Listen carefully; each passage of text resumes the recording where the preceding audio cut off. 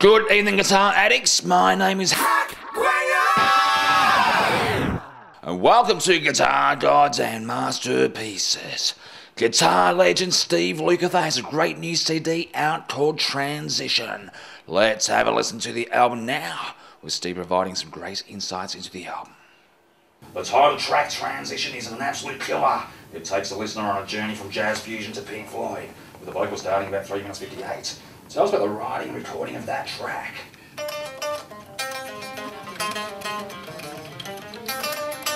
And all that.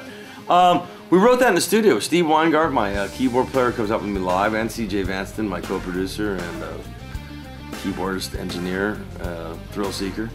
And one of your own, my adopted fifth daughter, Tal Wilkenfeld, played bass on it. She just came in. I had a lot of great friends on the record. But we wrote that in the studio, and it just kind of happened really quickly and organically. You know, I said, we're going to write something crazy today. You know, I always have some weird sort of fusion. I hate to use the word fusion because it always makes everybody go, ugh. But I don't mean it like that. It just means it's a little bit more, you know, has some odd time stuff in it, a little bit more of its no rules formula, you know. And it just came together very organically and quickly, and it was really a lot of fun to do. So one track, one day.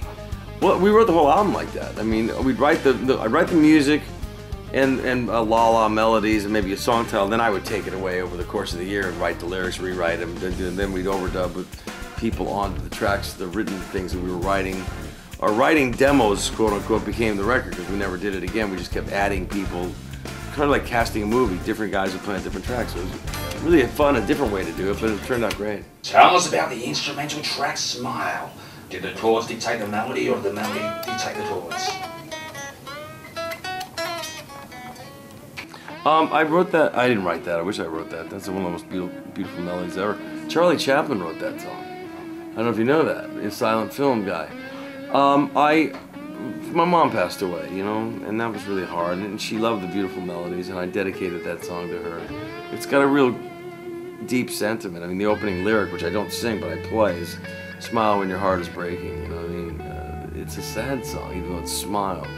The melody's so beautiful, and I just did it in one take, you know, and then we sort of produced the keyboards after the fact. Steve Weingart played them, and CJ went in and manipulated all the stuff, and then it turned out to be an interesting take on it. It was just a little nod to Mom, you know, short little, and also, you know, it's very Jeff Beck-ish, who I love dearly.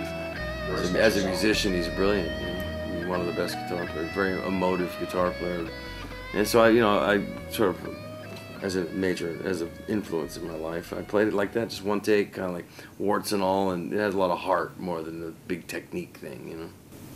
Tell us about the track Creep Motel. Is that a reference to a real person or a real place? In fact, it's a composite of many people. You know, I've met some really dark, strange people in my life. I co-wrote that song with CJ and Fee Waybill from the Tubes. He came up with the title Creep Motel, and it's really just about internet creeps, you know. People that sit in a little dark room and they just pick people apart like you're a buzzard, you know.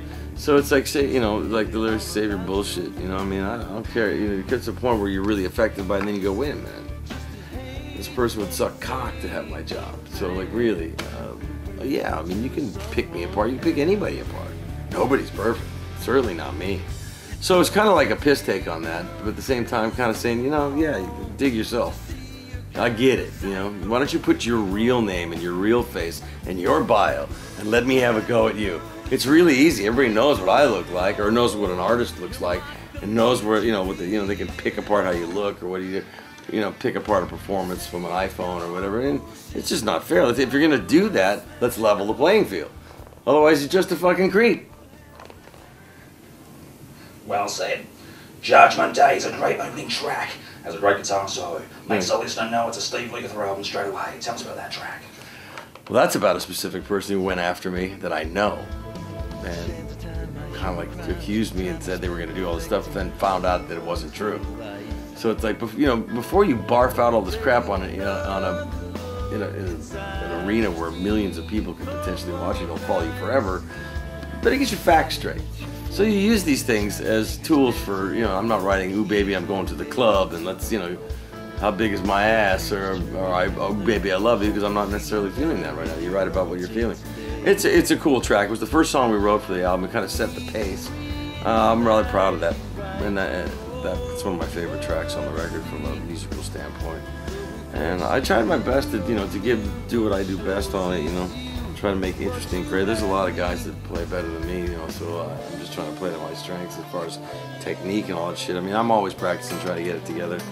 And I'm a big fan of great guitar music and great guitar players, and I'm friends with a lot of them, And it's humbling, but it's fun to just play and do what I want to do, because I'm not trying to write the proverbial hit single to follow Beyonce's latest top 40 extravaganza. Nothing against Beyonce, she sings great, but you know what I'm saying. I'm not trying to fight for the teenage dollar. Rest of the World has a great soul feel. Really like the way the guitar harmonies orchestrate in the second verse and the blend of the keys.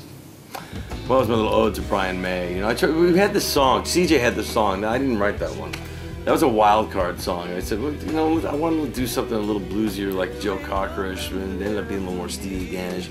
There's a different guitar sound for me, clearly. Like that reversed phase in between pickup thing. I just played differently. It turned a pop song into more of a Steely Dan pop song. For arrangement-wise. It's a cool. I think it's got a wicked groove, and it's interesting to try production-wise. I tried to not make it the obvious production. That's why I put those harmonies in there and did some other weird sound. It's a mishmash of different arrangement ideas.